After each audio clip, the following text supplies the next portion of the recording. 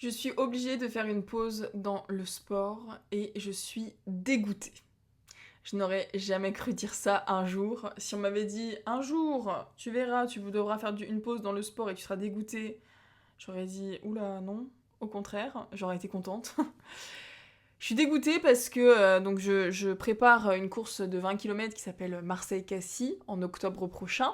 Je m'entraîne 3 fois par semaine depuis plusieurs mois maintenant. Je fais aussi à côté de la pole dance où je vais 4 heures par semaine au studio. Je m'entraîne régulièrement, enfin 5 jours par semaine à mes objectifs. Et en fait ça fait plusieurs séances, ça fait 3 séances que je ressens une douleur à la hanche. En fait après ma dernière course j'ai boité le lendemain et là ça commence à aller un peu mieux mais je ne sais pas pourquoi je boite et du coup... C'est compliqué pour moi, j'ai appelé mon ostéo qui m'a dit d'aller faire une imagerie chez le docteur et du coup je suis obligée de faire une pause. Voilà pour le contexte. Je suis dégoûtée, clairement je suis dégoûtée, non pas parce que j'ai peur de reprendre du poids ou quoi, ça j'en ai rien à faire. Par contre je suis dégoûtée parce que je sais que je vais régresser, enfin, je vais pas régresser, mais la reprise va être très difficile, et en fait, tous les efforts que je mets en place depuis des mois maintenant pour progresser, bah, ça va me redemander un travail, voilà, de réenclencher une dynamique.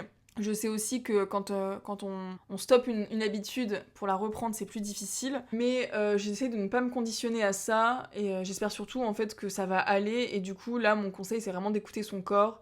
Je le conseille évidemment à tous mes clients. Et évidemment, je me le conseille à moi-même. Mais vous vous doutez bien que les cordonniers sont toujours les plus mal chaussés. Et là, bah, ça m'arrive, et c'est vrai que je dois avouer que j'ai le seum.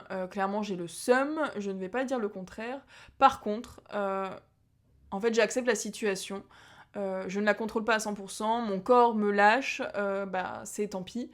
C'est comme ça. Le principal, c'est vraiment de l'écouter et bah, de faire du repos, d'y trouver du positif, transformer ça en opportunité. Du coup, j'aurai plus le temps de faire d'autres choses.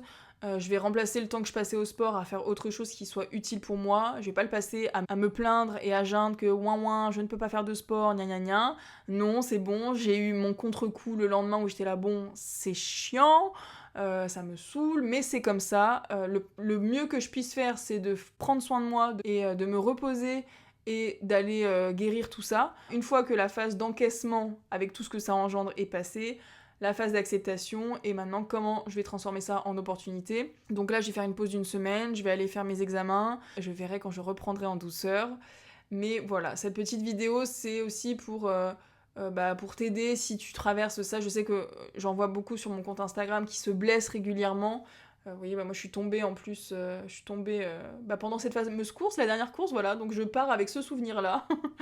La hanche cassée et des égratignures sur la main et le coude, et voilà.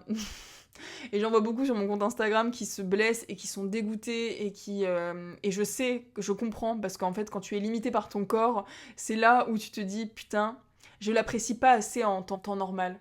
C'est dans ces moments-là où tu te dis bon finalement mon corps il me permet quand même de faire pas mal de choses, et quand tu es limité par ton corps parce que tu te blesses ou parce que t'arrives pas à t'entraîner, c'est là où tu te rends compte que finalement ouais bon, en temps 99% du temps, il assure quand même ce corps-là.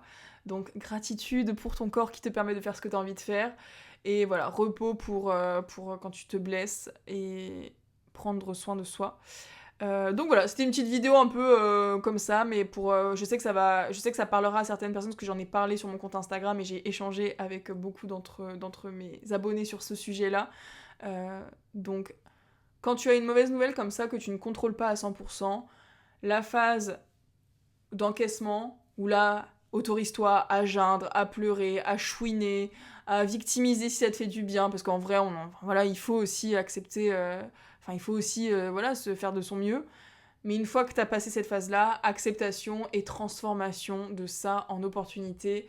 Et il est 11h11 et 11 secondes quand je dis ça. Voilà. J'espère que cette vidéo t'a parlé. Dis-moi comment tu gères ça, les blessures, si tu es sportif ou sportive, comment tu gères ça, comment tu gères le repos. Je crois qu'il n'y a pas 36 000 solutions, mais en tout cas, voilà, mes 3 conseils, c'est ça. D'encaisser, d'accepter, de transformer. C'est ce que je compte faire. et je te tiendrai informée en espérant ne pas trop me rouiller pendant ces phases de repos. Je vais vraiment profiter pour prendre du recul aussi et visualiser aussi ma reprise, préparer ma reprise et on verra ça. Voilà, je te dis à très vite dans une prochaine vidéo.